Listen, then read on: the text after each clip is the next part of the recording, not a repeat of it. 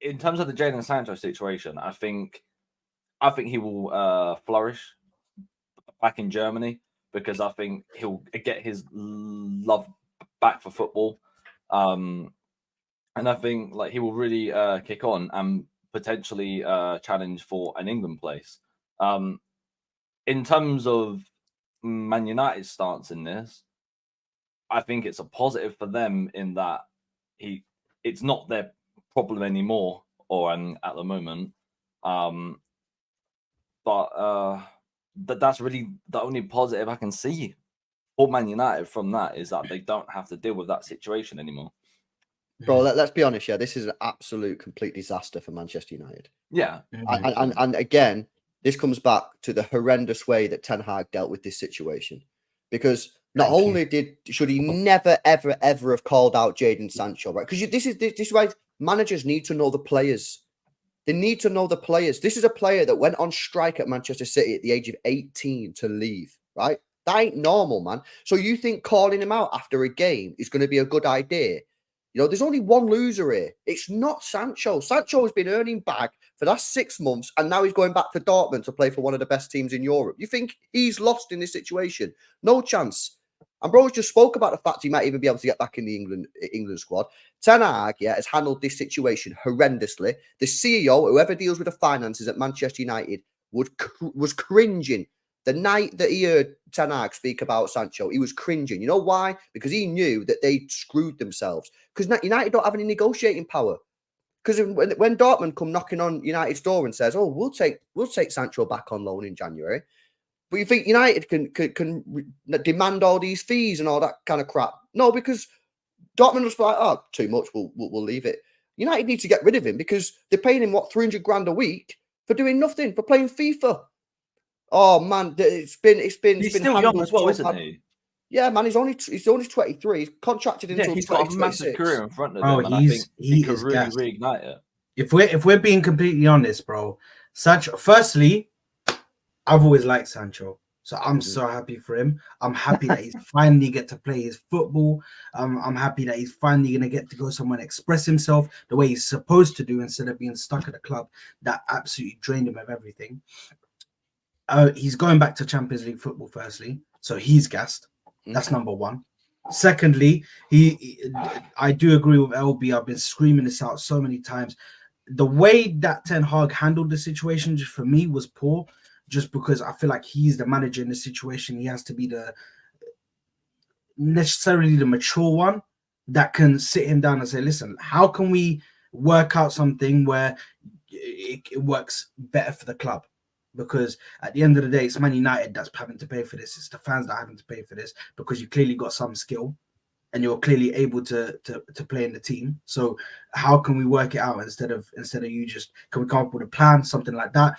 But listen, he's going to go to Dortmund. He's going to absolutely love it. I think right now it's the only way that Man United can come out of this positively is try and recoup as much of the money back as possible. But the only thing with that is they're pretty much stuck on how much is Dortmund going to offer, because Dortmund know he don't want to be at the club unless Ten Hag's gone. If Ten Hag leaves and Graham Potter comes back, then I think Man United might, if they don't want to keep him still, they might have somewhere where they can be like, right, the new manager likes him, he wants to keep him now. So if you don't want him, you got to pay money. I think that'd be very difficult for United fans to accept, because even though Sancho might be sitting there saying, "I've not really done anything wrong," from a United point of view, you're just looking at a player that's refusing to play for your football club. So it's going to be difficult for United fans, I think, to accept him back. Yeah, I think look, there's no revisionism to do. I don't necessarily think Ten Hag, he was wrong to take it public, and I said that at the time. You're bang on, LB. You've got to know the player, and if you go public, if you ostracize him, you've got to know that is either one, going to get that player to react, apologize, and come back to be the best version of himself, or it's going to motivate the rest of the team to better themselves.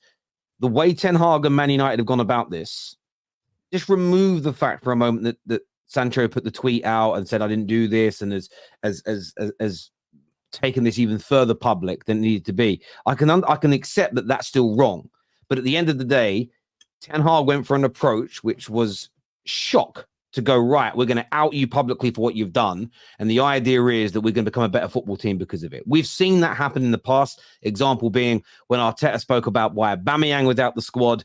Arsenal did become a better team. They haven't won a league title or a Champions League, but they did become a better team. And we also very terminated his contract as well. Yeah, but it also didn't have a negative should effect gone in down terms that of, route. of people falling out. The way Man United have handled it, when you now look at it being pretty much resolved and the player leaving, Sancho's going to go and play football elsewhere. He's getting a lot of support, Sancho, from a lot of people. Man United have gone backwards. It appears a lot of the other squad have fallen out with the manager over how he has handled this. And it isn't just him. It's the Varane situation and the dropping him for tactical reasons and the fact we're going to let him go as an example. There's a continuation of playing Anthony, even though he's absolutely horrendous as a football player. And look, Sancho wasn't dropped for poor performances on the pitch. He was dropped for whatever he did in training. So they're not the same thing. But when you add everything up together, you are right, LB. It's another absolute disaster for Man United. And I see Ray and a few others in the comments sort of, but Sancho's X, Y, and Z. And I get that. You can feel that. But still, when I look at a situation, I'm not emotionally involved when it comes to Sancho. I tweeted today, I wish him all the best. I hope he goes and shines and delivers elsewhere, because I don't want to see anybody struggle in life or not have a great time. I look at this as if we would have gone up another level as a team and we didn't miss Sancho at all and the team looked galvanized, then we win. But this way around, Sancho gets what he wants. We've gone backwards. The manager's almost sacked. We've lost completely. We've lost this public debate for the past 2 months. It's another embarrassment for the club. For the past 2 months, all anyone has been going on about is United need a winger. United need a winger. United need a winger.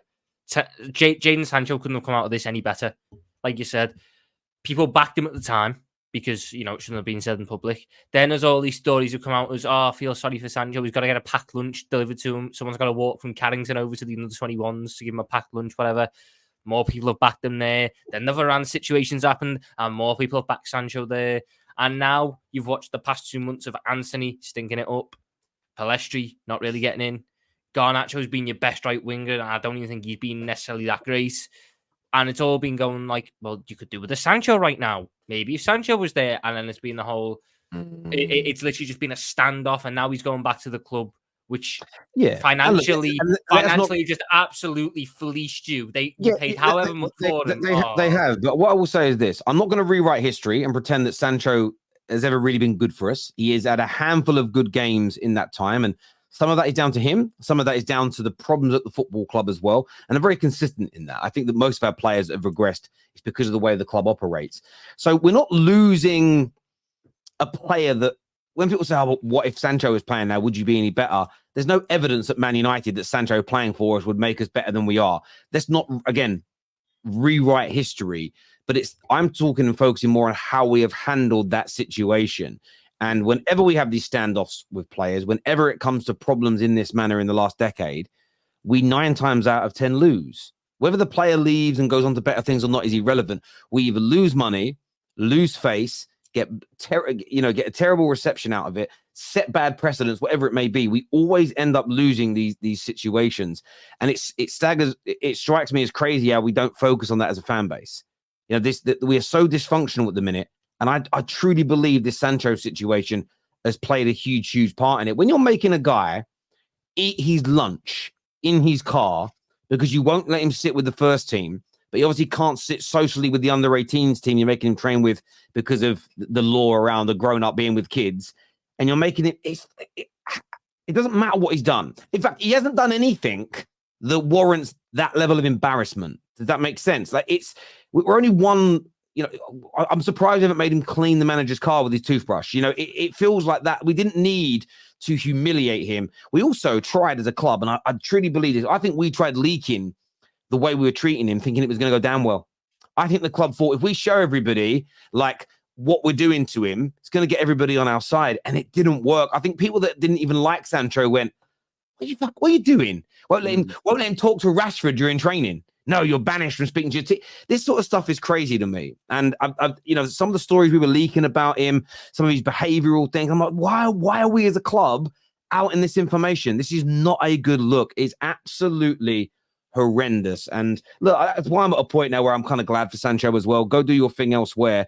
And I almost want it to show fans, and fans won't do it because it should show everybody how bad we run as a football club and motivate everybody to focus on the right things in terms of fixing our operation behind the scenes. But it won't. It will just become, oh, he's had 5 games back with Dortmund and he scored 1 goal. Told you he's trash. That's what they'll focus on. Petty stuff, as opposed to the issues at Man United, which are still, to this day, killing us. They really are killing us. We've got a comment here from Ray, who says, United are dead if Potter comes in. Please tell me what you have seen at Chelsea to make you lot think he would smash it at United. Potter will be gone in 10 months. I'd go 6 months. I'm being honest with you, I'd go less. This is an interesting comment from Joshua, though. He says, Simeone hype. What has he won in La Liga? I don't know. I think 2 La Ligas. La Liga. I know he's won it. Right? The 2 La Ligas that he's won might be, enough. It's more the personality, though. Joshua's missing the point. It's more. I think people are shouting out Simeone because of the type of manager he is. He'd walk into that dressing room and the players would go, right, no messing around here. You know, this is a proper manager. I think the board would back him until it absolutely went pear-shaped. Whereas, like, soon as Ten Hag starts to make some dodgy decisions, everyone's like, oh, what's he doing? What's he doing? I think you're missing the point for me, personally. I think more around the style of manager. This is what I think you need. I think United need a manager who goes in that dressing room and just owns it.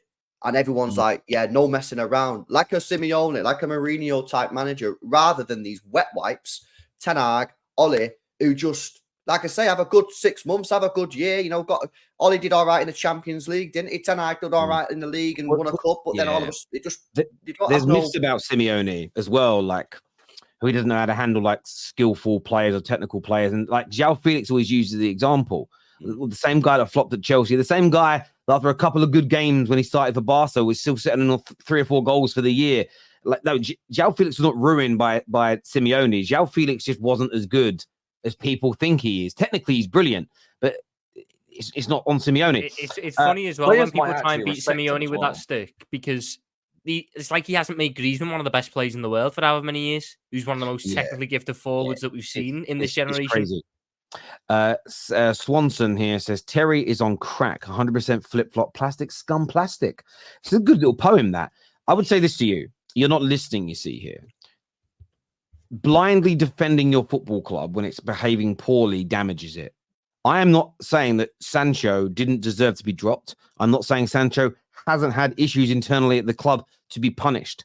I am focusing on Man United's handling of it and how poorly the result has ended for us as a football club.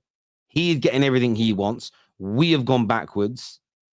We've hemorrhaged money on him. We're not going to recoup a lot of it. That if you're not angry at that as a Man United fan, you are focusing on the wrong things. You're focusing on petty point scoring on Twitter as opposed to your club being run properly. Stop it.